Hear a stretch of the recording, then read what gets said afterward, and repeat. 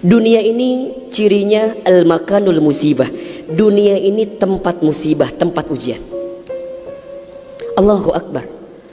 3 bulan ke belakang barangkali kita sedang diuji dengan sebuah wabah penyakit yang bahkan di beberapa negara sudah menjadi musuh yang sangat nyata. Di Indonesia di waktu yang dekat ini sudah menjadi peringatan dari pemerintah terkait dengan penyakit ini. Ini musibah. Dan memang dunia tempatnya. Terus Ustadz, haruskah kita takut? Enggak. Haruskah kita gelisah? Enggak. Haruskah kita panik? Biasa saja. Apa yang kita panikkan? Kematiankah? Bukankah setiap orang pasti akan mati? Bukankah setiap kita pasti akan menjemput yang namanya kematian? Orang beriman itu tidak takut mati. Orang beriman tidak cari mati. Orang beriman tidak gelisah dengan mati. Justru orang beriman membuat persiapan-persiapan terbaik untuk menghadapi kematiannya. Maka mohon maaf lahir batin, virus corona barangkali ini cara Allah untuk ngingetin manusia bahwa kita semua akan kembali kepada Allah Subhanahu wa taala. Walanabluwannakum bisyai'in minal khaufi wal ju'i wa naqsi minal amwal wal anfusi was samarati wa basyirish sabirin. Tugas kita hanya sabar menghadapinya. Bagaimana cara sabarnya? Tentu ikhtiar. Bagaimana Kemenkes memberikan peringatan kepada kita barangkali? Rajin cuci tangan di waktu yang sekarang dengan sabun. Yang sakit, yang batuk, yang pilek menggunakan masker. Kurangin bersentuhan dengan orang-orang yang sekiranya sedang punya penyakit. Itu kan ikhtiar dunia. Tapi ikhtiar akhiratnya jangan lupa. Apa itu? Alladzina idza asobathum musibah qalu inna lillahi wa inna ilaihi rajiun. Apa maknanya? Kembalikan sama Allah. Kullu da'in dawaun. Setiap penyakit ada obatnya.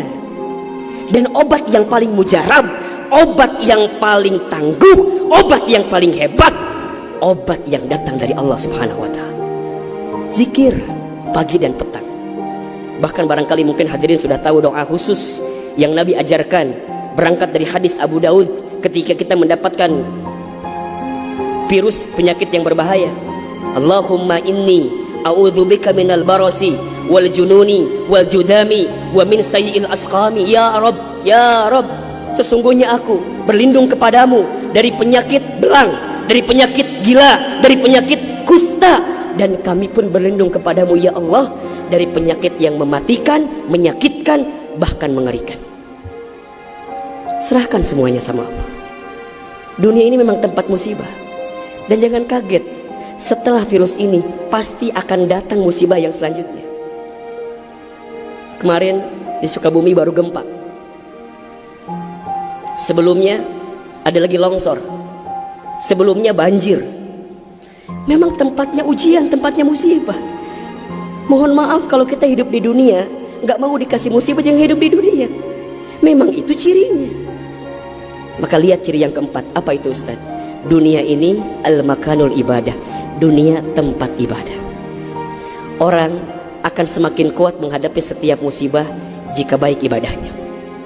Semakin hebat ibadahnya, semakin kuat hati untuk menghadapi setiap ujian itu. Semakin baik dia mendekat kepada Allah, maka semakin dekat jawaban jalan keluar dari setiap persoalan yang datang dalam kehidupan. Maka lihat surat Al-Mulk ayat 2. Alladzi khalaqal mauta wal hayata liyabluwakum ayyukum ahsanu amala wa huwal azizul ghafur.